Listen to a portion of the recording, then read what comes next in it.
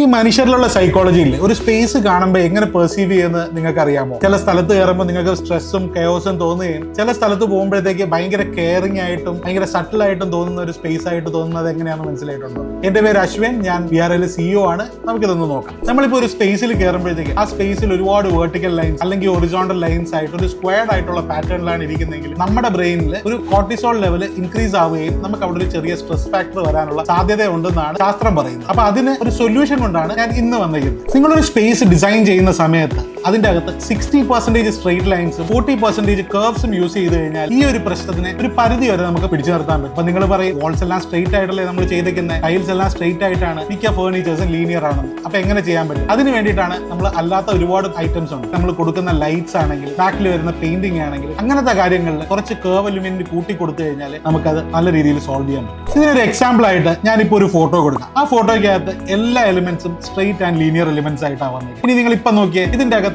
40% curve element കൂടെ കൊണ്ടുവന്നിട്ടുണ്ട്. അപ്പൊ അതിന്റെ അകത്ത് വരുന്ന ഒരു ഡിഫറൻസ് ആണ്. ഇത് നിങ്ങൾക്ക് നിങ്ങളുടെ വീട്ടിലും സ്വന്തമായിട്ട് ചെയ്യാൻ പറ്റുന്നതേ ഉള്ളൂ. ഒരു ഡിസൈനറിന്റെ ആവശ്യമില്ല, ഒരു ആർക്കിടെക്ടിന്റെ ആവശ്യമില്ല. നിങ്ങൾക്ക് സ്വന്തമായിട്ട് ചെയ്ത് നോക്കാൻ പറ്റും. ഒന്ന് ട്രൈ ചെയ്തു. ഇതുപോലത്തെ ചെറിയ ടിപ്സ് എല്ലാ ആഴ്ചയും കിട്ടണമെന്നുണ്ടെങ്കിൽ നിങ്ങൾ ഈ പേജ് ഒന്ന് ഫോളോ ചെയ്തു. ഇതുപോലത്തെ സ്പേസ് ക്രിയേറ്റ് ചെയ്യാനാണെങ്കിൽ ഞങ്ങളെ ഒന്ന് വിളിച്ചു.